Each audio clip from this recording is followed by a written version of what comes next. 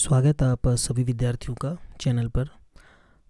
NCERT biology का chapter 1 part 5 आप लोग देख रहे हैं, यानी कि पार्ट 4 तक आपने देख लिया है और अच्छी तरह से समझ लिया है। नहीं देखा है, टॉप राइट कॉर्नर पे जाएंगे, आई बटन क्लिक करेंगे तो पार्ट 1 का लिंक आपको मिल जाएगा, या सीधे वीडियो की प्लेलिस्ट में जा कर के भी आप सिलेक्ट कर सकते हैं। आशा करता हूँ पिछला सब आप लोगों को बहुत अच्छी तरह से समझ में आया होगा और आप लोगों ने अभी तक रिवाइज कर लिया होगा। ठीक है, तो चलिए चैप्टर 1 के जो बचे हुए कुछ टॉपिक्स हैं उनके बारे में जान लेते हैं और स्टार्ट करते हैं। तो चलिए, जब हम शुरू करेंगे तो सबसे पहले आप निकालेंगे अपनी एनसीईआरटी की बुक 12th क्लास की। जिनके पास बुक नहीं है वो यहाँ स्क्रीन में देख लीजिए, ठीक है, और बाद में इनको नोट कर लेंगे। देखिए, आप लोगों को अगुणित और द्विगुणित के बारे में पढ़ाया था ना, तो आप लोग अच्छी तरह से एक बार ऊपर देखिए। ये अगुणित जिसे n कहते हैं और द्विगुणित जिसे 2n कहते हैं, मैं यहाँ पे लिख दे रहा हूँ, ठीक है। अगुणित यानी कि n और द्विगुणित यानी कि 2n। ओके, हैप्लॉइड और डिप्लॉइड इसे बोला जाता है, ठीक है। मैंने क्या बताया था कि जिस कोशिका में गुणसूत्रों की संख्या पूरी होगी उसे आप कहेंगे द्विगुणित, और जिन कोशिकाओं में गुणसूत्रों की संख्या आधी होगी उसे हम कहते हैं अगुणित, ठीक है। जैसे फॉर एग्जांपल इसमें एक दिया हुआ है, मनुष्य में 2n गुणसूत्रों की संख्या 46 है। जैसे कि आपको पता है कि मनुष्य के अंदर कुल 46 गुणसूत्र होते हैं, ठीक है, और 46 उसकी कंप्लीट संख्या है, ठीक है। और अगर मनुष्य की n कोशिकाओं में जो संख्या होगी, यानी कि मनुष्य में गुणसूत्रों की अगुणित संख्या क्या होगी, तो वो हो जाएगी कौन सी, 23, ठीक है। देखिए, कभी भी मैंने आपको बताया ना, किसी भी कोशिका में, हमारे शरीर की हर प्रत्येक कोशिका में प्रत्येक कोशिका द्विगुणित होती है, यानी कि गुणसूत्रों की पूरी संख्या होती है। सिर्फ जनन कोशिकाएं जो होती हैं उनमें गुणसूत्रों की संख्या होती है आधी। क्यों होती है? क्योंकि इस 46 से 23 जाने में यहाँ पर हुआ है अर्धसूत्री विभाजन। क्या हुआ? जब अर्धसूत्री कोशिका विभाजन होता है, अर्धसूत्री कोशिका विभाजन के कारण ही गुणसूत्रों की संख्या आधी होती है। अब देखिए दूसरा, घरेलू मक्खी। घरेलू मक्खी में कुल गुणसूत्रों की संख्या है 12, ठीक है, यानी कि ये इसके 2n गुणसूत्र हैं। ऊपर देख लीजिए 2n। अब ये कहता है कि इसके n संख्या कितनी होगी, तो सिंपल है, 6 होगी, ठीक है, क्योंकि जब घरेलू मक्खी के 2n कोशिकाओं में अर्धसूत्री विभाजन होगा तो वो उसकी गुणसूत्रों की संख्या को आधा कर देगा, यानी कि क्या कर देगा, 6 कर देगा। अब देखिए चूहे में क्या दिया हुआ है, आधी गुणसूत्रों की संख्या दी है 21, ठीक है, तो ये आधी गुणसूत्रों की संख्या 21 है, n = 21। तो दुगनी क्या होगी, 2n क्या होगी, तो 21 + 21 हो जाएगा, ठीक है, यानी कि 42 गुणसूत्र होंगे इसके 2n कोशिकाओं में। ओके, तो इसी तरह बाकी के सारे आप लोग इसको कंप्लीट कर लीजिएगा, ठीक है। मैंने आपको समझा दिया है, ये आप कर लेंगे, ठीक है। चलिए बढ़ते हैं आगे। चलिए अब आगे बढ़ते हैं। अब आप अपनी बुक का पेज नंबर 16 निकालिए। देखिए, जो टॉपिक कुछ छूटे हैं मैं उनके बारे में आपको बता रहा हूँ, फिर हम लोग सीधे इस पार्ट में क्वेश्चन आंसर्स ही करने वाले हैं, ठीक है। तो पहले आप लोग देख लीजिए पेज नंबर 16। जब आप निकालेंगे तो कुछ एक टर्म इस प्रकार की आपको एक शब्द दिखाई देगा। देखिए, जैसे यहाँ पर लिखा हुआ है अंडप्रजक और यहाँ पर लिखा हुआ है सजीव प्रजक। ओके, तो अंडप्रजक और सजीव प्रजक दो प्रकार के प्राणी होते हैं, ठीक है ना। देखिए, होता क्या है, सिंपल आप ये समझिए कि जब कोई संतान पैदा होती है तो वो दो तरीके से पैदा होती है, ठीक है। या तो कोई जीव सीधे संतान को ही जन्म देता है डायरेक्ट, ठीक है, और दूसरा तरीका क्या होता है कि कोई भी जीव अंडे के रूप में अपनी संतान को जन्म देता है। उस अंडे का मादा के शरीर से बाहर पोषण होता है और उसके बाद धीरे धीरे जब वो शिशु इस अंडे के अंदर विकसित हो जाता है तभी अंडा फूटता है और वहाँ से वो बच्चा बाहर निकलता है। तो ये दो तरीके हैं, ठीक है। तो आप नाम से समझ गए होंगे, अंडप्रजक यानी कि अंडे देने वाले, ठीक है, प्राणी, और सजीव प्रजक यानी कि सीधे संतान को उत्पन्न करने वाले प्राणी, ठीक है। थोड़ा सा विस्तार से मैं आपको इसके बारे में बता दूँ। तो परिभाषा देख लीजिए अंडप्रजक की। वैसे इसमें ज़्यादा इतना वो कोई टफ नहीं है, सिंपल चीज़ें हैं, ठीक है ना। सिंपल सी परिभाषा देखिए, इन प्राणियों में निषेचित अंडे का विकास मादा प्राणी के शरीर के बाहर होता है। सिंपल है, जो निषेचित अंडा है अब उसका विकास मादा प्राणी के शरीर के बाहर हो रहा है, ठीक है। जैसे फॉर एग्जांपल मुर्गी है, जब जायगोट बन गया मुर्गी के अंदर तो वो अंडे के रूप में आ गया, ठीक है। अब उसका जो पूरा का पूरा विकास है वो मुर्गी के अंदर नहीं हो रहा है, मुर्गी ने वो अंडा अपने शरीर से बाहर दे दिया है, यानी कि जो इसके अंदर जो भ्रूण बनना है, ये जायगोट जो है इसका भ्रूण बनेगा, उस भ्रूण से मुर्गी का बच्चा जो चूज़ा होता है वो बनेगा, वो सारी प्रक्रिया इस अंडे के अंदर हो रही है, यानी कि मादा प्राणी के बाहर हो रही है। अंडे के अंदर ही भ्रूणी विकास होता है। देखिए परिभाषा में लिखा हुआ है अंडे के अंदर ही भ्रूणी विकास होगा, ठीक है, जिससे शिशु विकसित होता है। यह शिकारी प्राणियों तथा वातावरण से प्रभावित होता है। इस लाइन को ध्यान से देखिए क्योंकि इससे संबंधित बहुत सारे प्रश्न अभी बनेंगे आगे। इसमें लिखा हुआ है शिकारी प्राणियों और वातावरण से प्रभावित होता है, यानी कि अगर कोई शिकारी प्राणी है और वातावरण यानी कि मौसम खराब है, आंधी तूफान है, बाढ़ आ गई, तो इस अंडे के लिए खतरा उत्पन्न हो जाएगा, ठीक है ना। अब आपको पता ही है अंडे कौन देते हैं, पक्षी वर्ग, कुछ मछलियाँ, सरीसृप होते हैं और उभयचर जो होते हैं वो अंडे देते हैं। तो इस प्रकार के जीव जो अंडे देंगे, संतान को पैदा करने का तरीका उनका अंडे देने के रूप में है, वो कहलाएंगे अंड प्रजक। चलिए आइए इसकी दूसरी वैरायटी सजीव प्रजक को देखते हैं।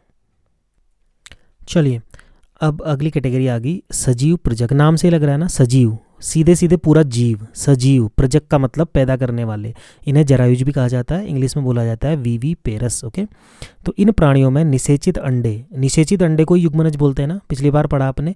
देखिए आपने देखा ना निषेचित अंडे के ब्रैकेट में लिखा हुआ युग्मनज, यानी कि ये क्या है, जाइगोट। ओके, तो आपको पता तो है कि निषेचित अंडे को ही जाइगोट बोलते हैं। तो यहाँ पर जो निषेचित अंडे होते हैं उनका विकास मादा शरीर के भीतर होता है। जब शिशु पूर्ण रूप से विकसित हो जाता है तो प्रसव द्वारा शिशु का जन्म होता है।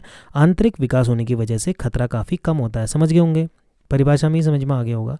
देखिए जैसे मनुष्य का बच्चा है, ठीक है, या किसी अन्य जीव का बच्चा है, जो सारे स्तनधारी आप लगा लीजिए, तो ये जो युग्मनज है उसका विकास मादा के शरीर के भीतर होता है। आपने भ्रूणोद्भव में पढ़ा होगा, ठीक है ना, जब जाइगोट से भ्रूण बनता है गर्भाशय में, तो इसमें क्या होता है कि 9 महीने तक जब बच्चा माँ के पेट में होता है तो वो पूर्ण रूप से अंदर विकसित हो रहा होता है, ठीक है। और जब उसका पूरा विकास हो जाता है, यानी कि शरीर के सारे अंग उसके विकसित हो जाते हैं और वो काम करना सुचारू रूप से चालू कर देते हैं, तब शिशु का जन्म होता है। यानी कि इंटरनल डेवलपमेंट, आंतरिक विकास होता है और इस वजह से रिस्क काफ़ी कम है। और देखिए पिछले वाली कंडीशन में क्या था, जो अंड प्रजक वाले थे उनमें अंडे के अंदर कोई केवल भ्रूण है छोटा सा, ठीक है ना, वो भ्रूण बन रहा है और धीरे धीरे उस भ्रूण से फिर जो है अंडे के अंदर का जीव बनता है, यानी कि उसका विकास माँ के शरीर के बाहर हो रहा है। और सजीव प्रजक में कहाँ पर हो रहा है, जीव के शरीर के भीतर, ठीक है ना। ये हो गया आपका कंप्लीट ये टॉपिक। इसी तरह का एक टॉपिक और आपका है पुष्पी पादपों में युग्मनज निर्माण के बारे में, ठीक है। अभी तक तो हम जीवों के बारे में देख रहे हैं, पर एक चीज़ छूटी हुई है कि पुष्पी पादप यानी कि फूल वाले जो पौधे हैं, ठीक है, उनमें ये जाइगोट का निर्माण कैसे होता है। तो देखिए बीजांड के अंदर होता है। अभी बीजांड क्या है, आपने क्लास 10th में पढ़ा होगा, जब आप फ्लावर का स्ट्रक्चर देखते हैं तो जो अंडाशय होता है उसके अंदर ही बीजांड होता है, ठीक है। वहाँ पर इस युग्मनज का क्या होता है, निर्माण होता है। और जब निषेचन होगा तो उसके बाद आपने पार्ट्स ऑफ फ्लावर्स पढ़े होंगे, ठीक है, बाह्यदल, पंखुड़ी, ठीक है ना, और पुंकेसर, ठीक है, सेपल, पेटल, स्टेमन वगैरह, ये सारे मुरझा करके झड़ जाते हैं, ठीक है। और इसमें क्या होगा, जो अंडाशय होता है उसका फल बन जाता है। देखिए आप इस टॉपिक को थोड़ा ध्यान से देखिएगा क्योंकि इससे रिलेटेड आगे क्वेश्चंस भी आने वाले हैं, ठीक है ना। इसमें अंडाशय फल में बदल जाता है। आप जो भी फल खाते हैं, कोई भी फल जो आप खाते हैं वो अंडाशय ही है, ठीक है ना, वो अंडाशय ही है। अंडाशय का फल बन जाता है और जो बीजांड होता है उसका क्या बन जाता है, बीज। देखिए अगर अभी आपका ये टॉपिक समझ में नहीं आ रहा तो बिल्कुल चिंता की ज़रूरत नहीं है, ठीक है ना, क्योंकि ये पूरे विस्तार से चैप्टर नंबर 2 में इसके बारे में दिया गया है। ये चैप्टर 1 में खाली 4 लाइन आपको दी गई हैं बस, ठीक है ना। इससे रिलेटेड क्वेश्चंस कर पाओगे इसलिए मैं आपको बता रहा हूँ, वरना इसके बारे में फुल डिटेल आपको चैप्टर 2 में मिलने ही वाली है। देखिए आपकी बुक में आप इस डायग्राम को देखेंगे, ठीक है ना। फल भित्ति के बारे में आपको बताया गया है, पेरिकार्प जिसे इंग्लिश में कहते हैं। तो क्या होता है फल भित्ति, आप मटर की फली आप देख रहे हैं, ठीक है ना। तो इसमें ये जो आप ये वाला पूरा देख रहे हैं बाहर का, ये पूरी की पूरी फल भित्ति है। और जो ये अंदर गोले दिख रहे हैं आपको, ये मटर के बीज हैं, यानी कि ये सीड्स हैं, ठीक है। और जहाँ पे पी लिखा हुआ है इसे ये पेरिकार्प है, ये पेरिकार्प है, यानी कि ये फल भित्ति है, ठीक है। इसी प्रकार से अन्य में भी आप देख सकते हैं कि ये अंदर इसके बीज हैं, ये बीज, ठीक है। और ये जो बाहर वाला स्ट्रक्चर है ये इसका पेरिकार्प है, ठीक है ना, हर उसमें आपको दिखाया गया है, ठीक है। और बाकी विस्तार से अगले चैप्टर में इसके बारे में है। अभी आप समझ लीजिए कि पेरिकार्प यानी कि फल भित्ति क्या होती है। ओके, चलिए अब ये चैप्टर कंप्लीट हो गया है। जितने भी टॉपिक्स इसमें थे हमने कर लिए हैं, ठीक है। और आशा करता हूँ कि आप लोगों ने सीखा होगा और चैप्टर के प्रश्नों का सामना करने के लिए आप लोग तैयार होंगे। तो जो जैसे ही कोई भी क्वेश्चन आएगा, ठीक है, तो पहले उस प्रश्न को अच्छी तरह से सोचना है उसके बारे में कि ये क्या कह रहा है, जल्दीबाजी नहीं करनी है। और जितना भी आपने सीखा है पक्का उसका आंसर उसमें से निकलेगा, ठीक है। और आपको बिल्कुल ध्यान देना है, ठीक है ना। आप मैं आपको सारे क्वेश्चंस के आंसर बताऊंगा। कुछ क्वेश्चंस के आंसर हमने पहले ही परिभाषाओं के रूप में नोट कर लिए हैं, मैं बता दूंगा। और जिसका नहीं बताया होगा वो मैं भी आपको यहाँ पर नोट करवा दूंगा। लेकिन क्वेश्चन को आप दूसरे के भरोसे ना छोड़िए, ठीक है। आपको बिल्कुल ये मान के चलना है कि इसका उत्तर मैंने जो पढ़ा है उसी में से निकलेगा, ठीक है। तो चलिए स्टार्ट करें। तो चलिए अब स्टार्ट करेंगे। पहला क्वेश्चन है, जीवों के लिए जनन क्यों अनिवार्य है, ठीक है। सिंपल है, ध्यान से सोचना है कि क्या पूछ रहा है। जीवों के लिए जनन क्यों अनिवार्य है, यानी कि जनन की अनिवार्यता के बारे में आपसे पूछा जा रहा है। अब देखिए इसका उत्तर आपको स्वयं लिखना है, मैं आपको समझा रहा हूँ, ठीक है। ध्यान से समझो, जीवों के लिए जनन क्यों अनिवार्य है। इसके लिए आप जनन की परिभाषा पर जाइए, ठीक है। शुरू से जो भी पढ़ाया उस पर ध्यान दो। जनन से ही जीव की प्रजाति पीढ़ी दर पीढ़ी जीवित रहेगी, ठीक है ना। हमने पढ़ा था कि जब जनन होता है उससे जीव की प्रजाति क्या होती है, जीवित रहती है, ठीक है। क्योंकि उसकी पीढ़ियां जनन कर रही हैं तो उसकी प्रजाति जीवित रहेगी। क्यों करना है ऐसा, क्योंकि प्रत्येक जीव का जीवन काल क्या होता है, फिक्स होता है, ठीक है ना। कि कोई जीव 20 साल में मर रहा है, कोई 100 साल में, कोई 300 साल में, लेकिन कभी ना कभी सभी समाप्त हो रहे हैं। तो अगर अपनी प्रजाति को बचाए रखना है तो जनन करना उस जीव के लिए आवश्यक है। इसीलिए जनन जो है आवश्यक होता है, ठीक है। अन्यथा क्या हो जाएगी, वो प्रजाति समाप्त हो जाएगी। और इसके अलावा आप इसमें ये भी लिखेंगे कि जनन जब होता है तो उससे आनुवांशिक लक्षण एक पीढ़ी से दूसरी पीढ़ी में जाते हैं, ओके। कोई भी अगर एक पीढ़ी है उससे दूसरी पीढ़ी में वो लक्षण जा रहे हैं तो इस पीढ़ी की जो अच्छी आनुवंशिक चीज़ें होंगी वो इसके अंदर जाएंगी और इसको हेल्प करेंगी, ठीक है ना। और इससे क्या होता है, धीरे धीरे जैव विकास होता है और धीरे धीरे वक्त के साथ फाइनली एक ऐसी जाति विकसित हो जाती है जो कि किसी भी प्रकार के वातावरण में रहने योग्य होती है। ये होता है जैव विकास का फ़ायदा और ये आपको मिलता है जनन से, ठीक है। तो जाहिर सी बात है जीवों के लिए जनन क्यों अनिवार्य है, इस प्रश्न के उत्तर में आप काफ़ी अच्छा लिख लेंगे, ठीक है ना, क्योंकि मैंने आपको इसको पूरा समझा रखा है। इसमें कोई ऐसी नई चीज़ नहीं है जो आपको ना आए। जनन की अनिवार्यता के संबंध में मैंने आपको बता दिया। 2 लाइन में अगर मैं बोलूं तो आप ये कह सकते हैं कि क्योंकि सभी जीवों का जीवन काल निश्चित है, ठीक है ना, और एक वक्त के बाद सभी की मृत्यु होनी है, तो किसी भी जीव को अपनी पीढ़ी की निरंतरता को बनाए रखने के लिए जनन करना आवश्यक है। और इसकी अच्छाई ये है कि इससे जो है आनुवंशिक विविधताएं एक पीढ़ी से दूसरी पीढ़ी में जाती हैं जो कि जैव विकास में सहायक होती हैं। इतना भी लिख देंगे तो आपका काम चल जाएगा, लेकिन उत्तर आप जितना ज़्यादा अच्छा लिखेंगे उतना ज़्यादा आपको फ़ायदा होगा, ठीक है। चलिए बढ़ते हैं नेक्स्ट। चलिए क्वेश्चन नंबर 2 की बात करते हैं। जनन की अच्छी विधि कौन सी है और क्यों। क्या पूछ रहा है, जनन की अच्छी विधि कौन सी है और क्यों। तो सबसे पहले तो इस प्रश्न का उत्तर आपके दिमाग में सीधे अब ये आ जाना चाहिए कि जनन की अच्छी विधि पूछ रहा है तो पहले मैं ये तो देखूं कि जनन की मैंने कौन कौन सी विधियां पढ़ी हैं। यानी कि आपने पढ़ा है लैंगिक जनन और अलैंगिक जनन, तो अब आपसे यही तो पूछ रहा है कि लैंगिक और अलैंगिक जनन में से कौन सी विधि ज़्यादा अच्छी है, तो आपको खुद सोचना होगा, ठीक है। अब आप अगर लैंगिक जनन को अच्छा ठहराते हैं तो आपको ये सोचना है कि यार लैंगिक जनन में ऐसा क्या अच्छा है, और अगर आप अलैंगिक जनन को अच्छा बोलते हैं तो आपके पास उसके लिए तर्क होने चाहिए कि अलैंगिक जनन क्यों अच्छा होगा। यानी कि जिस भी जनन को आप अच्छा बोल रहे हो वो अच्छा क्यों है, ऐसा क्या फ़ायदा है उस जनन से उस प्रजाति को कि वो अच्छा कहलाएगा, ठीक है। तो इसके लिए इसका आंसर आप सबसे पहले तो ये मान के चलिए कि लैंगिक जनन ही सबसे उत्तम विधि होती है जनन की, ठीक है। और ऐसा क्यों है इसका उत्तर मैं आपको बता रहा हूँ और आप इसे नोट भी कर लेंगे और समझ भी लेंगे।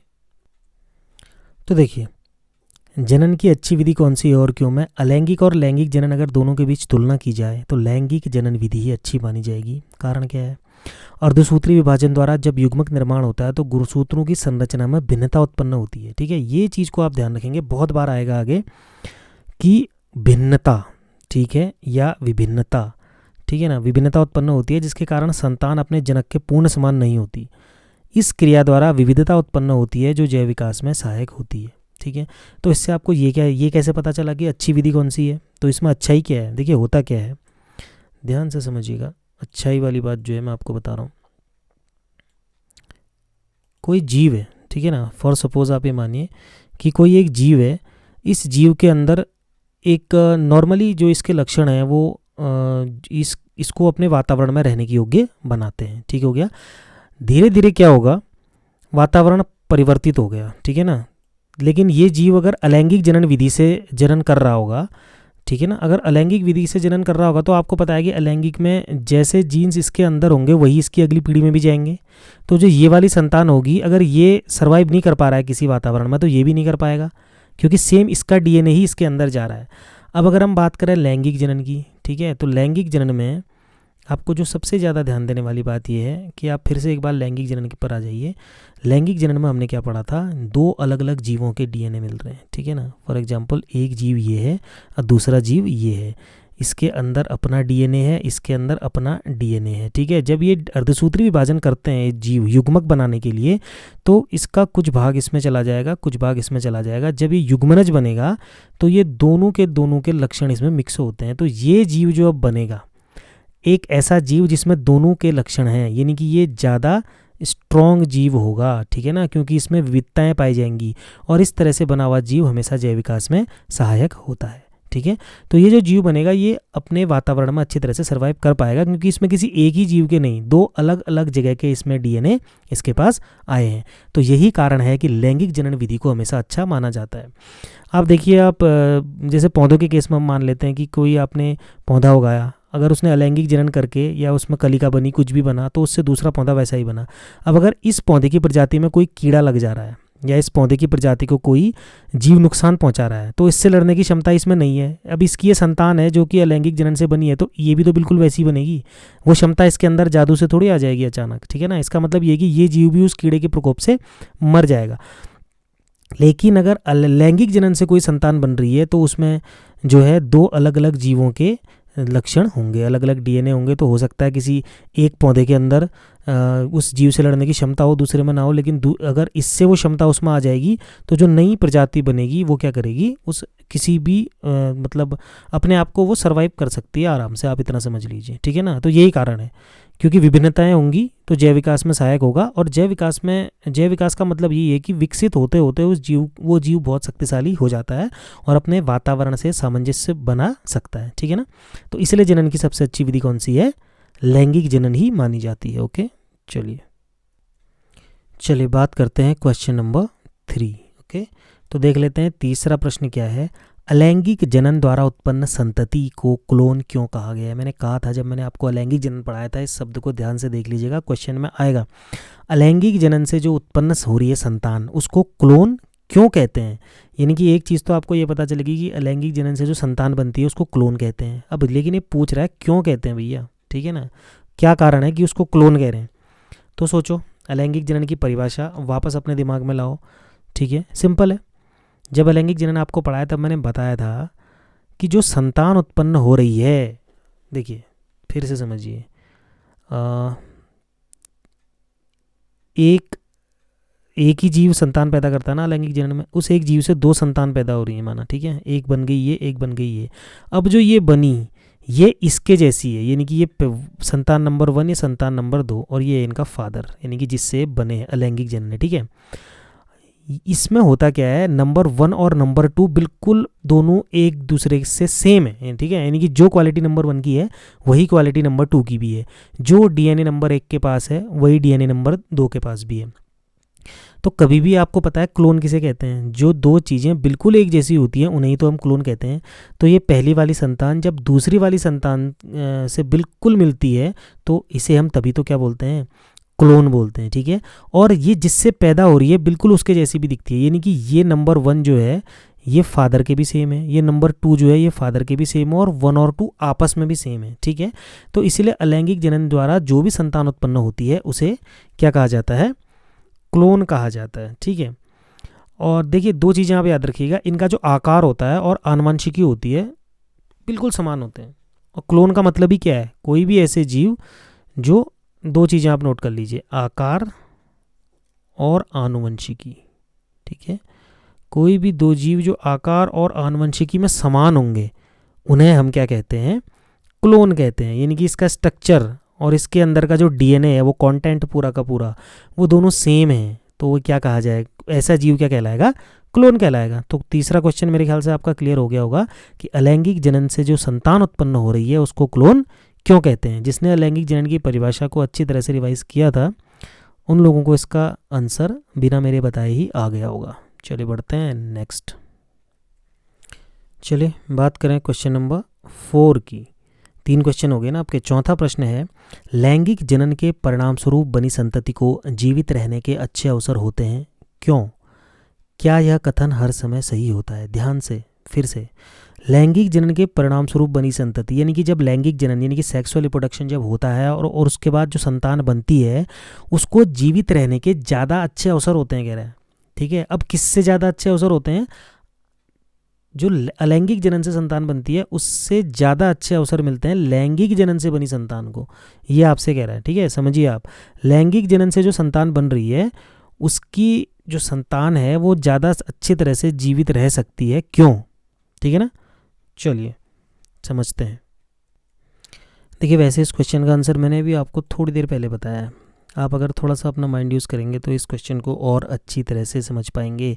देखिए क्या बताया था मैंने कि लैंगिक जनन से जो संतान बन रही है वो ज़्यादा अच्छे तरह से जीवित क्यों रहेगी? क्योंकि उसमें 2 जगह से आया हुआ डीएनए है। ठीक है ना, ये फादर ये मदर, इन दोनों का डीएनए अलग अलग। ठीक है ना, और इनसे जो संतान बनी उसमें दोनों का डीएनए आ गया, तो ये क्या होगी, ज़्यादा स्ट्रॉन्ग होगी। ठीक है ना, अब जो चीज़ स्ट्रॉन्ग होगी वो उसको जीवित रहने के ज़्यादा अवसर तो मिलेंगे। फिर भी आप लोग चलिए परिभाषा देख लीजिए। ऐसा इसीलिए है क्योंकि ऐसी संतान का आनुवंशिक पदार्थ 2 जनकों से आता है, जो मैंने बताया, जिस कारण से विविधता मिलती है। यही विविधता किसी भी जीव जाति के रहने हेतु आवश्यक है, जीवित रहने के लिए आवश्यक है। ठीक है ना, अलग अलग जनकों से प्राप्त जीन से एक भिन्न जीन संयोजन बनता है। अलग अलग जनकों से प्राप्त जीन, एक जनक ये दूसरा जनक ये, इससे क्या होगा, एक भिन्न जीन संयोजन बनेगा। अब इसके पास जो ये जो संतान है इसके पास जो जीन है ना तो वो फादर के जैसे हैं ना तो वो मदर के जैसे हैं, क्योंकि इसमें फादर का भी मिक्स है और मदर के भी जीन मिक्स हैं। तो ये बिल्कुल क्या हो गया, विविध हो गया। विविध का मतलब अलग, इनसे अलग हो गया ना। अगर फादर किसी चीज़ की वजह से बीमार रहते हैं या मदर किसी चीज़ की वजह से बीमार रहती हैं, या हो सकता है फादर में कोई चीज़ बहुत स्ट्रांग हो, मदर में कोई चीज़ बहुत स्ट्रांग हो, तो ये दोनों के गुण इसके अंदर आ जाएंगे। ठीक है ना, ऐसी संतति वातावरण में अधिक सफलतापूर्वक जीवन व्यतीत कर सकती है। ऐसी विभिन्नताएं पीढ़ी दर पीढ़ी वंशागत होकर जैव विकास में सहायक होती हैं। ठीक है, अभी डेफिनेशन इसके नीचे और भी है तो आप इसमें से नोट कर लीजिएगा, मैं इसको नीचे स्क्रॉल कर देता हूँ। ठीक है ना, प्रकृति द्वारा उत्तम विभिन्नताओं वाले जीवों का चयन किया जाता है। देखिए क्या लिखा हुआ है, प्रकृति द्वारा उत्तम विभिन्नताओं वाले जीवों का चयन किया जाता है। आप इस चीज़ को समझें, आपने इससे पहले पढ़ा होगा कि प्रकृति उसी को चुनती है जो योग्यतम की उत्तरजीविता का सिद्धांत आपने पढ़ा होगा। ठीक है, जो सर्वाइव कर सकता है प्रकृति में वही जीवित रहता है, और जो जीव वातावरण से अनुकूलन ना कर पाए वह नष्ट हो जाता है। देखिए आपको एक एग्जाम्पल से मैं इसको समझा रहा हूँ। आप देखिए रेगिस्तान में ऊँट होता है, ठीक है, कैमल। ओके, रेगिस्तान में जो ऊँट होता है आपने देखा होगा उसके पैरों के नीचे से गद्दियाँ लगी होती हैं। ठीक है, यानी कि कुशन टाइप का होता है, और उसके पैरों की जो हाइट होती है वो बहुत ज़्यादा होती है। ठीक है, क्या आपको पता है ऐसा क्यों है? देखिए उसके पैरों में कुशन इसीलिए है क्योंकि उसे गर्म रेत में चलना होता है। ठीक है, उस वजह से उसको सपोर्ट मिलता है, तो ये अनुकूलन है। उसके पैरों की हाइट इतनी ज़्यादा इसलिए होती है क्योंकि जब जो बालू यानी कि जो सैंड है वो धूप से गर्म होती है तो उससे भाप उठती है। अगर इसके पैर की हाइट कम होती तो वो भाप उसके पेट से टकराती। ठीक है ना, और ऊँट के अंदर ही एक और प्रकार का आपने अनुकूलन देखा होगा कि उसके अंदर पानी को स्टोर करने की अपार क्षमता होती है, यानी कि बहुत ज़्यादा मात्रा में पानी स्टोर कर सकता है। आपको क्या लगता है कि क्या जब से ऊँट इस धरती पर आए तब से ऐसा ही था? नहीं। ठीक है ना, यानी कि ये विविधताएं हैं, ये जैव विकास के फलस्वरूप हुआ। यानी कि जब शुरू में ऊँट को कहीं पानी मिलता होगा तो वो थोड़ा ही पानी पीता होगा, लेकिन जब धीरे धीरे क्या हुआ कि पानी की जब कमी हुई तो ऊँट के अंदर एक ऐसी क्षमता विकसित होगी कि जहाँ पानी मिल रहा है वहीं पी लो। ठीक है ना, तो वो ज़्यादा पानी पीते रहे और इस तरह से, ठीक है ना, धीरे धीरे, जैसे कि आपने जिराफ का एक एग्जांपल देखा होगा कि पहले जिराफ की गर्दन उतनी बड़ी नहीं होती थी, लेकिन जब ज़मीन पर जितनी भी घास थी या छोटी झाड़ियाँ जितनी भी थी वो सब ख़त्म हो गई, तो उन झाड़ियों उसके बाद क्या हुआ कि जो ऊँचे पेड़ थे उससे भोजन प्राप्त करने के लिए जब जिराफ अपनी गर्दन को ऊंचा उठाते थे, ठीक है ना, तो इससे क्या हुआ कि धीरे धीरे ये लक्षण गर्दन को ऊंचा उठाने की वजह से गर्दन की लंबाई का जीन जो है वो पीढ़ी दर पीढ़ी वंशागत होता गया, और फाइनली आज आप जिराफ जैसे जीव को देखते हैं कि उसकी गर्दन कितनी लंबी होती है। ठीक है, ये जैव विकास है। ऐसा नहीं कि एक या दो पीढ़ी में ऐसा हो गया होगा, कई पीढ़ियों दर पीढ़ी ये लक्षण आगे चलते रहा और फाइनली एक ऐसा जीव आपके सामने आया जिसकी गर्दन बहुत ज़्यादा लंबी थी। तो ये सभी जो होता है, अब देखिए वातावरण से अनुकूलन न कर पाए, नष्ट हो जाता है। आप खुद सोचिए, अगर वो जिराफ जो है उसकी अगली पीढ़ियाँ, कई पीढ़ियाँ नष्ट हुई होंगी, लेकिन धीरे धीरे जो पीढ़ी जिराफ की बनी, अगर उसकी गर्दन उतनी लंबी नहीं होती तो उसको वो पौधे या वो पत्तियां खाने को नहीं मिलती तो वो भी नष्ट हो जाता। अगर ऊंट के पास ये नहीं होता, लंबे पैर नहीं होते, पानी स्टोर करने की क्षमता नहीं होती तो वो भी पानी की कमी से मर जाता, या रेगिस्तान की रेत से मर जाता। तो यही जैव विकास है जो कि बहुत हद तक किसी भी जीव के फेवर में होता है। ठीक है, अब इसमें एक चीज़ और क्वेश्चन में इसने पूछी थी कि क्या हमेशा ऐसा होता है, तो इसमें लिखा है कि हमेशा लैंगिक जनन वाले जीव जीवित रहें ऐसा संभव नहीं है। कई बार हानिकारक उत्परिवर्तन भी होते हैं जो जीवों के लिए घातक सिद्ध होते हैं। ठीक है, मतलब आप ये नहीं कह सकते कि हमेशा जो है लैंगिक जनन वाले जीव जो होंगे वो अच्छी तरह से रह पाएंगे। कई कंडीशंस में क्या होता है कि बहुत रेयर कंडीशन है, लेकिन मैक्सिमम हमें मानेंगे कि लैंगिक जनन वाले जीवों को ही सुपीरियरिटी प्राप्त है, उनको ही वरीयता इसमें प्राप्त होती है। तो आशा करता हूँ ये क्वेश्चन आपकी समझ में आया होगा। बाकी डेफिनेशन आप इसको नोट करके पढ़ेंगे तो और समझ में आ जाएगा। ठीक है, नहीं आएगा तो मुझे बताइएगा, मैं और समझाऊंगा। चलिए बढ़ते हैं नेक्स्ट। चलिए 5वां प्रश्न देखते हैं। अलैंगिक जनन द्वारा बनी संतति लैंगिक जनन द्वारा बनी संतति से किस प्रकार भिन्न है? मुझे नहीं लगता कि उसका उत्तर आपको बताने की ज़रूरत है, अगर आप क्वेश्चन को एक बार ध्यान से पढ़ेंगे। अलैंगिक जनन द्वारा बनी संतति यानी कि जो संतान अलैंगिक जनन द्वारा बनती है वो लैंगिक जनन द्वारा बनने वाली संतान से किस प्रकार से भिन्न है। ठीक है, देखिए जो परिभाषाएँ लिखाई हैं ना पहले, उन्हीं से उत्तर निकलेगा। अब आपसे पूछ रहा दोनों में अंतर, यानी कि अलैंगिक जनन की संतान और लैंगिक जनन की संतान में क्या अंतर है, तो आप देख लीजिए। अलैंगिक जनन वाली संतान जनकों के समान होती है, ये आपको पता है। लैंगिक जनन वाली जो संतान होती है वो नहीं होती है, क्योंकि उसमें दो अलग अलग जीवों का डीएनए आता है तो वो भिन्न होती है। ठीक है, लैंगिक जनन वाली संतान में विभिन्नताएं पाई जाएंगी और वो जैव विकास में सहायक होती हैं, लेकिन अलैंगिक जनन में कोई भी विभिन्नता नहीं पाई जाती है।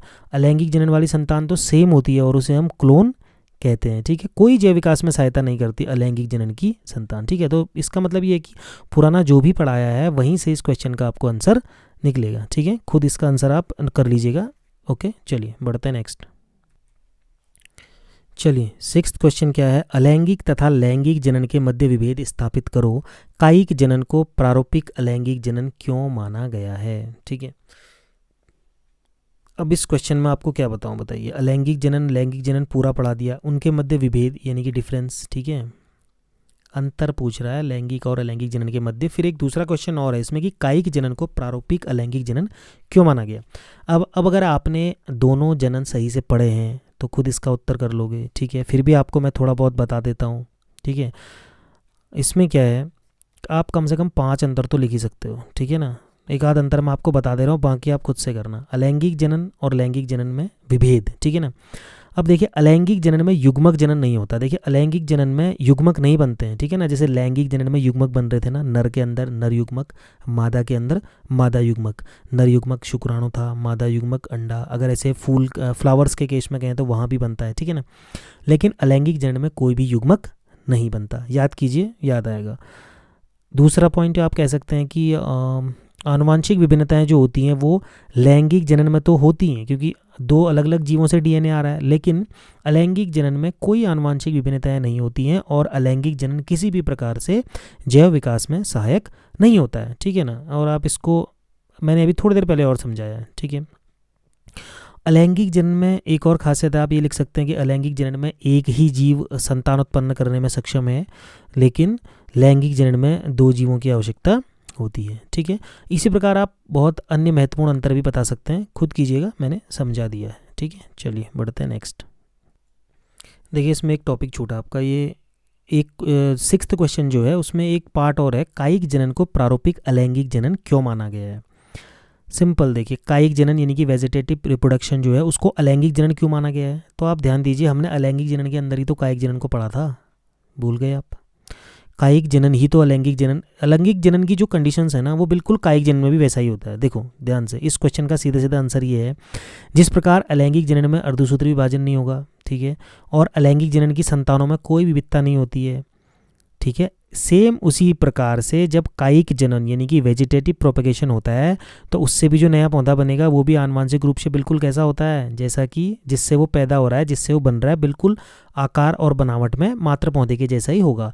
तो ये किसका लक्षण है? अलैंगिक जनन का लक्षण है। इसीलिए कायिक जनन को प्रारूपिक अलैंगिक जनन माना जाता है।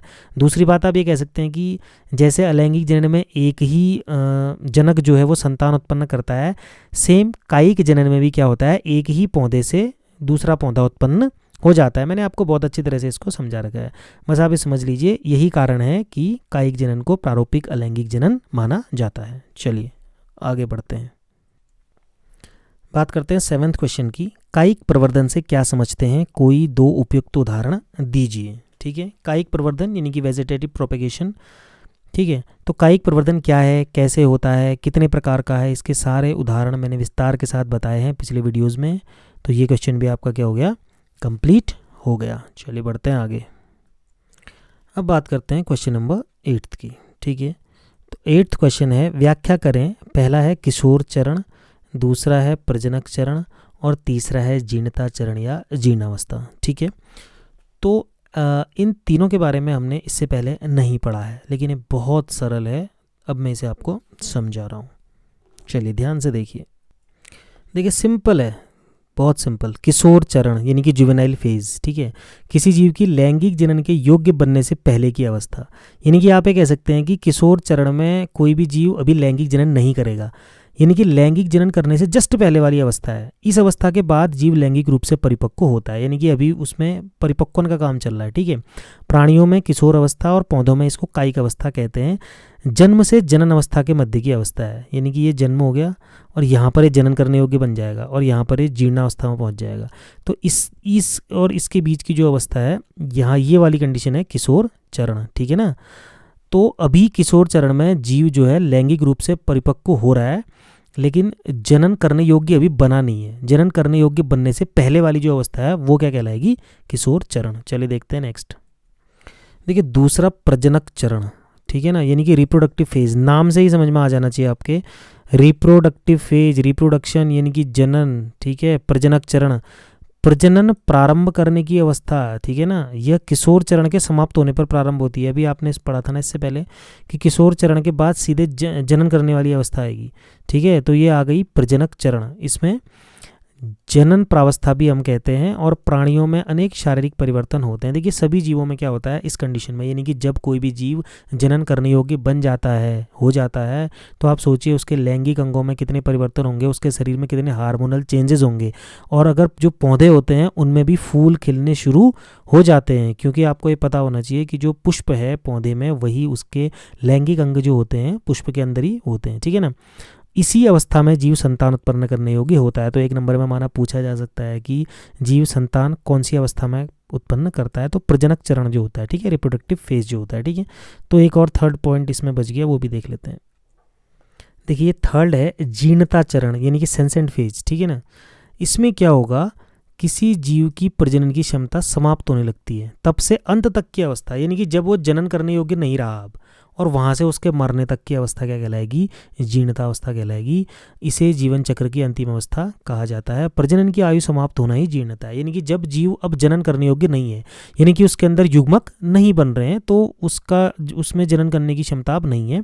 पौधे में इस अवस्था में पत्तियाँ झड़ने लगती हैं। ठीक है ना, ये है जीर्णता चरण। आशा करता हूँ कि ये 3 पॉइंट आप समझ गए होंगे। चलिए बढ़ते हैं आगे। चलिए बात करते हैं क्वेश्चन नंबर 9 की। ठीक है ना, क्वेश्चन नंबर 9 क्या कह रहा है, अपनी जटिलता के बावजूद बड़े जीवों ने लैंगिक प्रजनन को पाया है, क्यों। ठीक है, जटिलता का मतलब कॉम्प्लेक्सिटी, यानी कि जो बड़े जीव होते हैं ना वो बहुत कॉम्प्लेक्स होते हैं। देखिए जैसे मनुष्य है, उसके अंदर इतने सारे ऑर्गन्स हैं, इतने सारे ब्लड वेसल्स हैं, ठीक है ना, कितने सारे सेल्स हैं।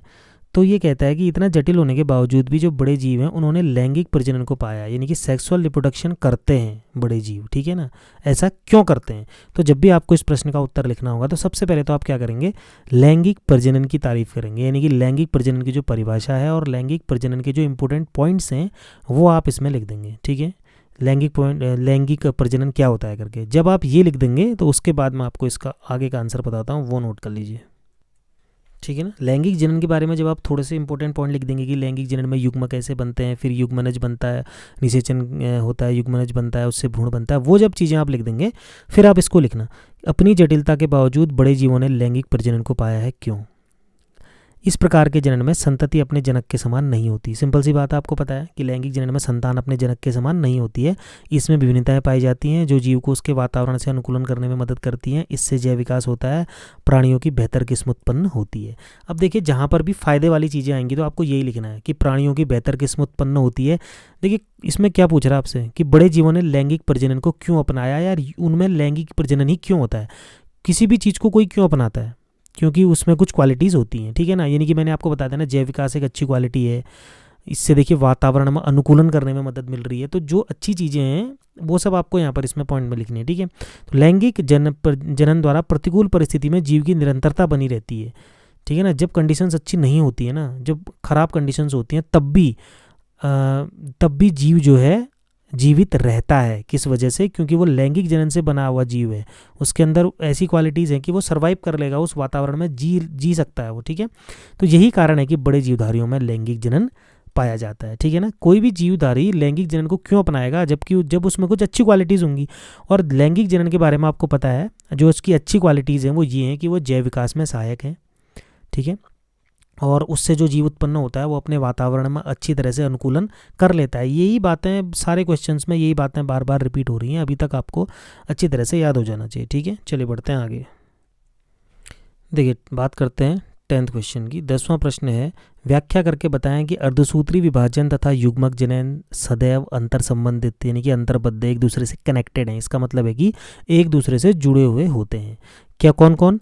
अर्धसूत्री विभाजन और युग्मक जनन एक दूसरे से जुड़े होते हैं। देखिए आपको क्या बताऊं मैं इसमें, अब अर्धसूत्री विभाजन क्या होता है मैंने बता दिया, और युग्मक जनन क्या होता है विस्तार से बता रखा है। अब आपको थोड़ा सा दिमाग ये लगाना है कि आपस में ये दोनों कैसे जुड़े हैं, ठीक है ना। पिछले वीडियोज़ में बता रखा है, थोड़ा सा समझो, आंसर आपको खुद ही लिखना पड़ेगा। इसका मैं समझा देता हूँ। देखिए युग्मक कब बनता है, जब अर्धसूत्री विभाजन होता है, ठीक है। और जिस कोशिका से युग्मक बनेगा वो कोशिका हमेशा द्विगुणित होती है। जब इस द्विगुणित कोशिका में अर्धसूत्री विभाजन होगा तो वो अगुणित कोशिका वाला युग्मक बनाता है। अब आप खुद सोचो, दोनों एक दूसरे से संबंधित हैं। अगर द्विगुणित कोशिका में अर्धसूत्री विभाजन नहीं होगा तो युग्मक बनेगा ही नहीं, यानी कि अर्धसूत्री विभाजन बहुत जरूरी है, ठीक है ना। ओके। और जब युग्मक जनन होता है, युग्मक बनते हैं, वो दोनों युग्मक फिर आपस में मिलते हैं तो उससे द्विगुणित जायगोट बनता है।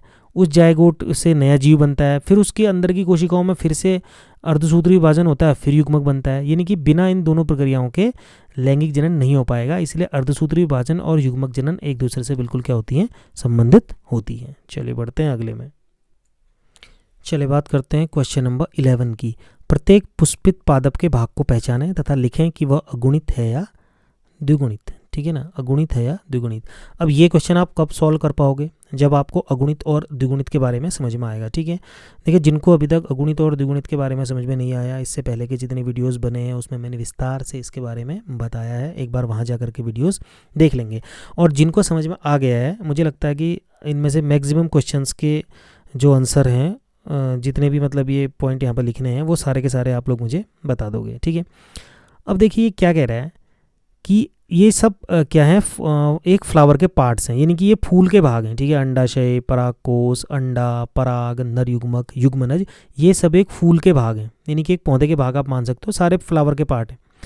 अब ये पूछ रहा है कि ये प्रत्येक पार्ट को आपको बताना है कि या तो वो 2n होगा यानी कि द्विगुणित होगा, या वो n होगा अगुणित होगा। तो जो भी होगा आपको लिखना है। अब आपको अंडाशय पूछ रहा है। देखिए अंडाशय हमेशा क्या होता है, 2n द्विगुणित होता है। अब आप पूछेंगे कैसे हो गया द्विगुणित। देखिए द्विगुणित इसीलिए हो गया क्योंकि अंडाशय के अंदर ही अंडा बनता है, ठीक है ना। अंडाशय के अंदर क्या बनेगा, अंडा, और अंडा होता है अगुणित n, युग्मक होता है ना, अंडा अगुणित होता है। और अगुणित क्यों होता है, क्योंकि अंडाशय जो द्विगुणित होता है उस अंडाशय में अर्धसूत्री विभाजन होता है, इसीलिए ये अगुणित क्या बनता है, अंडा बनता है। तो इसलिए अंडाशय क्या हो जाएगा, द्विगुणित। ऐसे ही परागकोश आपको लिखना है, परागकोश भी बिल्कुल क्या होगा, द्विगुणित होगा, क्योंकि इसके अंदर जो परागकण बनते हैं वो अगुणित होते हैं, ठीक है ना। अंडा या डिंब, देखिए वही अंडे की बात आ गई, अंडा अगुणित यानी कि n हो जाएगा, ठीक है ना। उसके बाद परागकण कैसे होंगे, सिंपल सी बात है, अगुणित होंगे, क्योंकि उस वही उनके अंदर ही नर युग्मक होते हैं और युग्मक हमेशा अगुणित होता है। तो नर युग्मक क्या होगा, सिंपल सी बात है, मुझे बताने की ज़रूरत नहीं है, युग्मक हमेशा n यानी कि अगुणित होता है। मैं n लिख रहा हूँ, आप लोग n को अगुणित लिख लीजिएगा और 2n को द्विगुणित यानी कि डिप्लॉयड और हैप्लॉयड लिख लीजिएगा। युग्मनज क्या होगा, सिंपल द्विगुणित 2n, ठीक है, क्योंकि दो युग्मकों से मिलकर के युग्मनज बनता है तो इसलिए ये द्विगुणित होता है। चलिए बढ़ते हैं नेक्स्ट क्वेश्चन। क्वेश्चन नंबर 12, बाह्य निषेचन की व्याख्या करें, इसके नुकसान बताएं। बाह्य निषेचन यानी कि एक्सटर्नल फर्टिलाइजेशन और इसके नुकसान बताने हैं। तो मैं इसको अलग से क्या बताऊं आपको, पूरा बाह्य निषेचन के बारे में एक टॉपिक ही मैंने आपको पढ़ा रखा है, ठीक है, समझ रहे हो। पिछले वीडियोस अगर आपने देखे होंगे अच्छी तरह से तो सारे के सारे क्वेश्चंस आप कर लोगे, उदाहरण के साथ मैंने बता रखा है, ठीक है। इसके क्या नुकसान होते हैं, बाह्य निषेचन का मतलब क्या है, जब मादा के शरीर के बाहर निषेचन हो रहा है, मछली वाला एग्जाम्पल दिया था, मेढक वाला एग्जाम्पल दिया था। नुकसान क्या होता है कि जो शिकारी जीव होते हैं अन्य, वो उनके अंडों को खा जाते हैं, ठीक है, जिससे कि अधिकतर संतान, जितने भी मतलब संतानें बनने के चांसेस हैं, वो सारे के सारे संतान नहीं बन पाती हैं। मैक्सिमम क्या होता है, शिकारी द्वारा शिकार कर ली जाती हैं, ठीक है। चलिए बात करते हैं क्वेश्चन नंबर 13 की। 13वां प्रश्न है, जूस्पोर अलैंगिक चल बीजाणु जिसे कहते हैं तथा युग्मनज के बीच विभेद करें। एक होता है जूस्पोर अलैंगिक चल बीजाणु और युग्मनज, इन दोनों के बीच में अंतर पूछ रहा है आपसे। देखिए युग्मनज के बारे में तो मैंने आपको बता रखा है, अलैंगिक चल बीजाणु के बारे में मैं आपको बता देता हूँ और फिर आप इसका अंतर अपने आप निकाल लेंगे। देखिए चल बीजाणु क्या होता है, चल नाम से समझ जाइए आप, जो चल सकता है, ठीक है। बीजाणु के बारे में, स्पोर्स के बारे में मैंने आपको बताया है, तो ऐसा बीजाणु जो चल सकता है, सामान्यतः शैवालों में बनते हैं, कशाभिक होते हैं, ठीक है, यानी कि ये जो इस तरह के स्ट्रक्चर्स इसमें होते हैं, अगुणित अथवा द्विगुणित हो सकते हैं। देखिए आपको क्या पूछ रहा है, चल बीजाणु और युग्मनज में अंतर कह रहा है ना। युग्मनज हमेशा द्विगुणित ही होता है, ठीक है, युग्मनज अगुणित कभी नहीं होगा।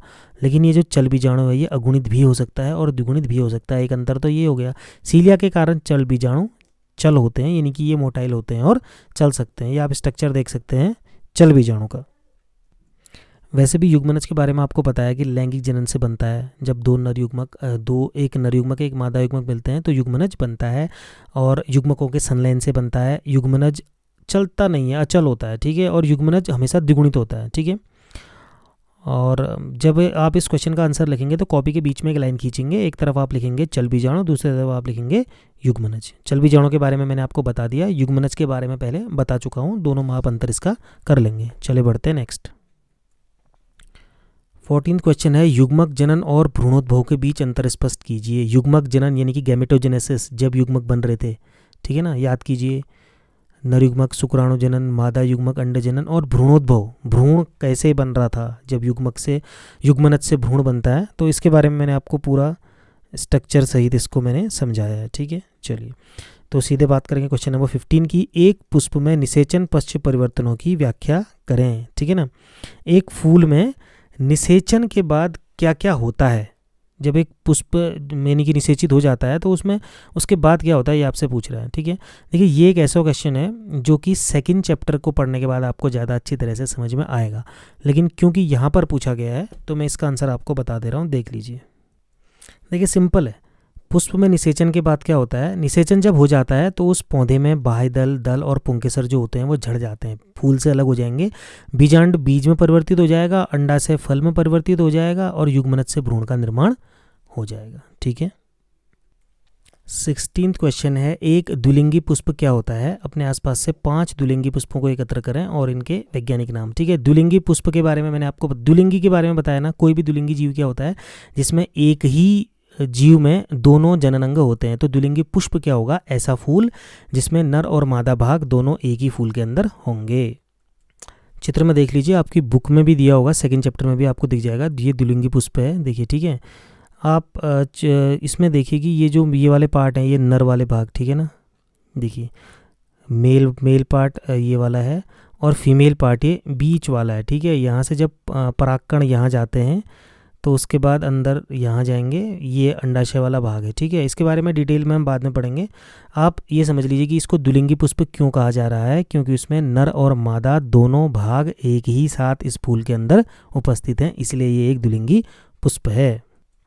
और 5 द्विलिंगी पुष्पों के नाम यहाँ पर हैं। सरसों, ब्रेसिका कंपेस्टर जिसे बोला जाता है, मटर, रेफेनस सटाइवस, गुड़हल की अगर हम बात करें हिबिस्कस रोजा साइनेंसिस, मूली रेफेनस सटाइवस और सेम डोलिकॉस लेबलेब। ठीक है, तो ये 5 द्विलिंगी पुष्पों के नाम है, इनको नोट कर लीजिएगा, बहुत बार पूछा जाता है, बहुत सारे एग्जाम्स में ये आते हैं। ठीक है, चलिए बढ़ते हैं नेक्स्ट।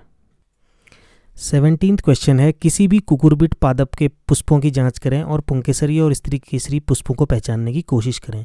क्या आप अन्य एकलिंगी पौधों के नाम जानते हैं? देखिए, बात कर रहा है कुकुरबिट पादप की, यानी कि एक फैमिली होती है, पुष्पों का एक कुल है, फैमिली कुकुरबिटेसी, जिसमें कद्दू वगैरह, ककड़ी, खीरा वगैरह आते हैं। ठीक है, इनकी खासियत क्या है कि ये जो पौधे होते हैं एकलिंगी होते हैं, यानी कि या तो एक पुष्प के अंदर या तो नर वाला भाग ही पाया जाएगा या केवल मादा वाला जननांग ही पाया जाएगा। अगर नर वाला है पुष्प तो उसमें मादा जननांग नहीं होगा, मादा वाला पुष्प है तो नर जननांग नहीं होगा। ठीक है, और कई अन्य खासियतें होती हैं, उनमें 5 पुंकेसर पाए जाते हैं। ठीक है, और अंडाशय से जो फल विकसित होता है पेपो कहलाता है, पेपो। ठीक है ना, तो ये है कुकुरबिट पादप के बारे में। ठीक है ना, देखिए यहाँ पर आप स्ट्रक्चर में देख सकते हैं, ये एक मेल फ्लावर है। ठीक है ना, मेल फ्लावर है तो इसमें केवल स्टेमन वाला पार्ट होगा, आप देख लीजिए बीच में। ठीक है ना, इसके अंदर परागकण बनेंगे। और ये फीमेल वाला फ्लावर है। अब देखिए, जो अगर ये मेल वाला फ्लावर है तो इसके अंदर आपको जायांग वाला भाग नहीं दिखाई देगा, यानी कि मादा जननांग नहीं दिखाई देगा।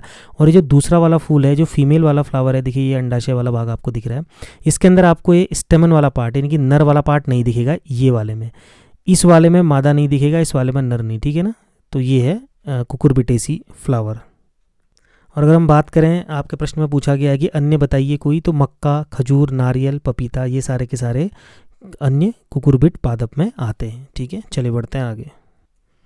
देखिए लास्ट क्वेश्चन है, अंड प्रजक प्राणियों की संतानों का जीवन या सर्वाइवल सजीव प्राणियों की तुलना में अधिक जोखिम युक्त क्यों होता है? एक बार प्रश्न को वीडियो पॉज करके ध्यान से पढ़ो और फिर सोचो कि क्या आपको इसका उत्तर आता है कि नहीं आता है।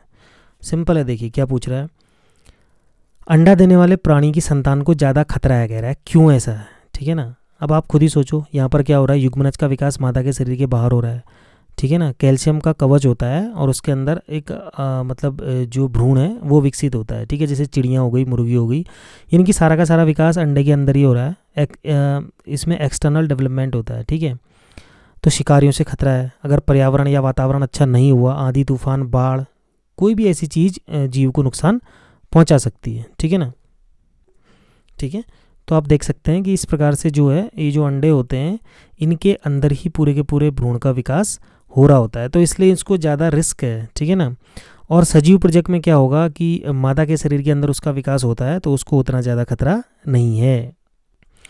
अब मादा के शरीर के अंदर जब वो पूर्ण रूप से विकसित हो जाएगा, उसके बाद शिशु का जन्म होता है तो उसमें जोखिम कम होता है। ठीक है ना, तो आप लोग समझ पाए होंगे इस चीज़ को।